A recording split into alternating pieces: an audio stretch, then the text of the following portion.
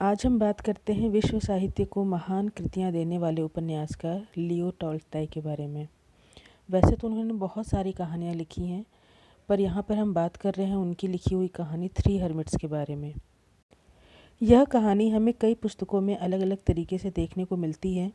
यहाँ पर मैं बात करूँगी ये कहानी जिसको ओशो ने बहुत ही सरल शब्दों में कहा है, तो उन्हीं के शब्दों में ही ये कहानी मैं आपको सुनाऊँगी।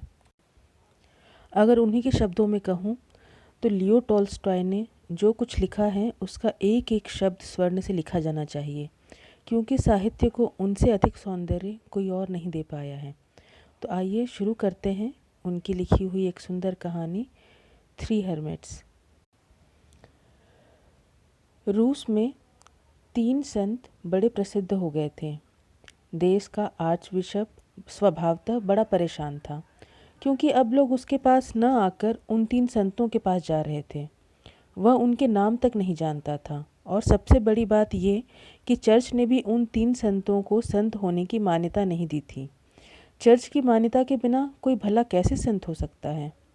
आर्च बिशप गुस्से में था। उसने निर्णय लिया कि वह जाकर तीनों बहुरूपियों से मिलेगा। वे तीनों एक झील के पार रहते थे। सो आर्च बिशप ने एक नाव ली और उनसे मिलने पहुंचा। तीनों एक पेड़ के नीचे बैठे हुए थे, सीधे साधे अनपढ़ लोग। जैसे ही आर्च बिशप वहाँ पहुँचा, उन्होंने उठकर उनके पाँव छुए। आर्च बिशप बहुत खुश हुआ। उसने सोचा ये तो जाहिल लोग हैं, मैं इनकी अच्छी खबर लूँगा। उसने पूछा, तुम तीनों संत कैसे बन गए? वे तीनों बोले, हमें नहीं पता। हमें तो यह भी नहीं पता कि हम संत हैं। लोग हमें संत कहने लगे हैं। हम तो उन्हें समझाने की कोशिश करते हैं कि हम संत नहीं हैं, लेकिन वे हमारी बात सुनते ही नहीं।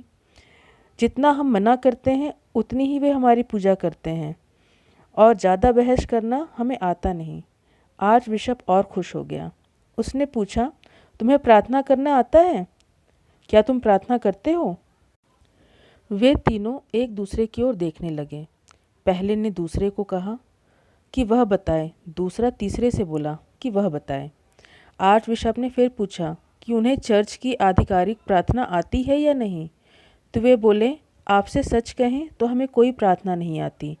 हमने तो अपनी एक प्रार्थना बना ली है, इसलिए आपको सुनाने में शर्म आ रही है। हमने सुन रखा है कि परमात्मा एक त्रिमूर्ति है, पिता, पुत्र और होली घोस्ट। तो हम कहते हैं, तुम भी 3 हो, हम भी 3 हैं। अपनी कृपा हम पर बनाए रखना। आर्च बिशप बोला, बेवकूफ़ों, यह प्रार्थना है। मैं तुम्हें असली प्रार्थना सिखाता हूँ। और उसने चर्च की लंबी प्रार्थना गाकर सुनाई। वे तीनों बेचारे बोले, कृपया एक बार और दोहरा दीजिए, हम अनपढ़ हैं, क्योंकि हम भूल जाएंगे। आर्च बिशप ने फिर से प्रार्थना दोहराई, लेकिन फिर भी वे तीनों पूरी प्रार्थना याद नहीं कर पाए। सो आर्च बिशप ने कई बार पूरी प्रार्थना दोहराई, और अंत में संतुष्ट होकर वह अपनी नाव में बैठा और वापस निकल पड़ा। अभी वह झील के बीचों बीच पहुंचा ही था कि वह और नाविक दोनों हैरान रह गए। वे तीनों संत पानी के ऊपर दौड़ते हुए नाव की तरफ ही चले आ रहे थे। नाव के पास आकर बोले, कृपया एक बार प्रार्थना और दोहरा दीजिए, हम भूल गए हैं। अब आर्च बिशप की बारी थी उनके पांव छूने की। उसने उनके पांव छुए और कहा, मैंने तुम्हें जो कुछ कहा वह भूल जाओ। तुम्हारी प्रार्थना सुन ली गई है, और मेरी प्रार्थना अभी तक वहाँ नहीं पहुँची है। तुम जो कर रहे हो करते रहो, मुझे क्षमा कर दो।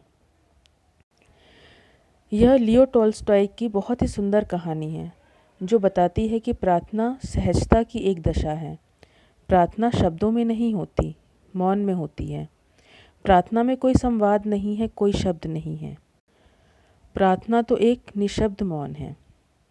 धन्यवाद।